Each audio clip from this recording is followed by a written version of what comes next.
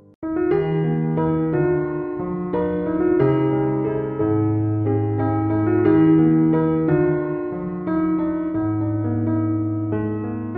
먼저 외래를 방문하시는 환자분들을 보게 되면 가장 많이 호소하는 증상이 통증입니다. 가슴이 아프다는 거죠. 근데 사실은 이거는 뭐 가슴에 양성종양이든 악성종양이든 있을 때 이런 통증을 유발하는 경우는 굉장히 드물거든요. 그렇더라도 통증이 있는 경우에는 일단 병원을 방문하셔서 혹시나 무슨 다른 질환을 갖고 있는지 확인을 해보실 필요가 있으십니다. 그리고 가장 대표적인 이상 소견으로는 환자분들이 가슴에 뭐가 만져집니다 선생님, 이렇게 해서 외래를 방문하는 경우들이 있습니다. 근데 실제로 저희들이 진찰을 하다 보면 그게 실제적으로 만져지는 멍울인 경우도 있고 그렇지 않은 경우가 있습니다. 후자를 먼저 말씀드리게 되면 특히나 가임기 여성, 폐경 전 여성들 같으면 생리 주기에 따라서 가슴이 이렇게 팽팽해지기도 하고 생리가 끝나고 나서는 이렇게 가라앉고 언제 그랬냐는 듯이 얌전해지기도 합니다. 대개는 이제 배란기서부터 슬슬 이렇게 통증이 유발되면서 가슴이 커지기도 하고 생리 직전에가 가장 심해지겠죠. 생리가 끝나고 나서 5일 전후가 되면 가장 이렇게 부드러워지는데요. 그렇기 때문에 유방 자가검진을 하든지 아니면 병원을 찾아가서 진찰을 받든지 할 때는 이 시기가 가장 좋습니다.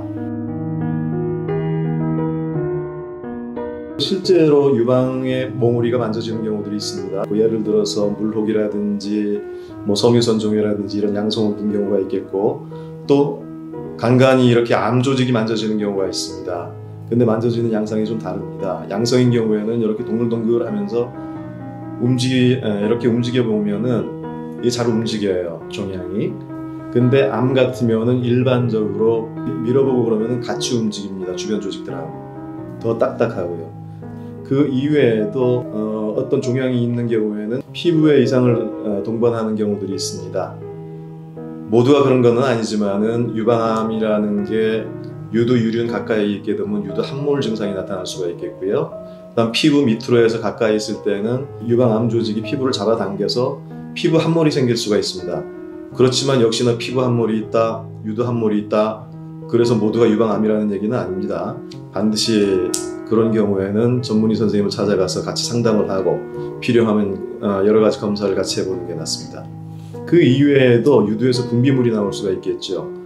피, 혈성으로 나오는 경우가 있겠고 물처럼 이렇게 맑게 나오는 경우가 있습니다.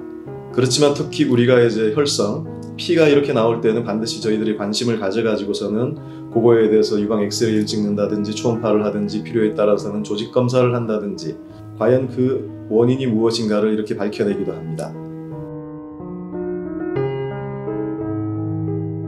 환자분께서 가슴에 멍우리가 만져집니다 이렇게 표현을 하면서 방문을 하시게 되면 맨 먼저 하는 게 저희들이 진찰을 하게 되겠죠. 일단 그 베드 위에 환자분을 눕혀서 진찰을 하고 앉혀서 이렇게 이렇게 겹쳐서 하게 됩니다. 그렇게 해서 저희들이 가슴에 실제로 뭐가 만져지는지 촉진을 해보고요. 그 다음에 앉은 상태에서 가만히 피부를 살펴보게 됩니다. 어디 들어간 부분은 없는지, 빨갛게 달아오는 부분은 없는지, 그리고 맨 마지막에는 유두 부분을 가볍게 이렇게 눌러보게 되면 거기서 분비물이 나오는지, 만약에 분비물이 나온다 그러면은 이게 혈성인지 아니면 맑은 장액처럼 나오는 건지, 그렇게 해서 진찰을 마치게 되겠고요. 이렇게 해서 진찰을 마치게 되면은 영상학과로 옮겨서 유방 촬영술을 하게 됩니다. 소위 말하는 유방 엑스레이겠죠. 가슴을 양옆으로 눌러서 한번 찍고 위아래로 눌러서 한번 찍습니다. 오른쪽 왼쪽 해서 4가지 화면이 나오게 됩니다.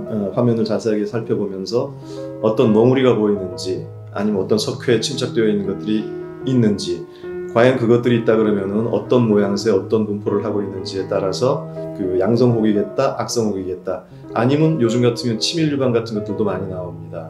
사진을 찍었는데 뭔가 하얗게 나와버리는 거죠. 그 자체가 이상이 있다고 할 수는 없겠지만은 단 한 가지, 멍우리가 있게 되면은 이걸 찾아낼 재간이 없습니다. 이런 경우에는 초음파로 넘어가는 경우가 많고요. 그리고 아무리 치밀 유방이라도 한 가지 장점은 유방 엑스레이에 군집성 그 미세석회라든지 이런 석회에 대해서는 굉장히 민감하게 표현을 해줍니다. 그 다음에 유방 촬영을 마치게 되면은 이제 필요한 경우 유방 초음파를 하게 되는데, 유방 초음파를 하게 되면은 젤을 이렇게 묻힌 다음에 그 프로브로 왔다 갔다 하면서 단면을 연속성 있게 관찰을 하게 되는 거죠. 그래서 거기에서 어떤 혹이 있는지, 혹이 있다 그러면 과연 어떤 모양새를 하고 있는지, 그 내용물은 어떤 형태를 띠고 있는지, 그 다음에 거기에다 도플라라 그래가지고서는 혈관이 어느 정도 증식되어 있는지 그런 거를 측정할 수 있는 그런 장치가 되어 있습니다. 그렇게 해서 내용들을 전부 종합해 봤을 때 암이 아닌 쪽으로 생각이 된다. 뭐 예를 들어서 단순한 물록이다. 이거는 뭐 보나마나 섬유선종 같은 양성혹이다. 유선증이다. 이런 쪽으로 해서 웬만큼 확신이 서게 되면은 조직검사는 좀 미루어도 되지 않나. 이렇게 생각을 하게 되었고요. 이가 암인지 아닌지 여부를 확실하게 해야 되겠다 할 경우에는 조직검사를 권하게 됩니다.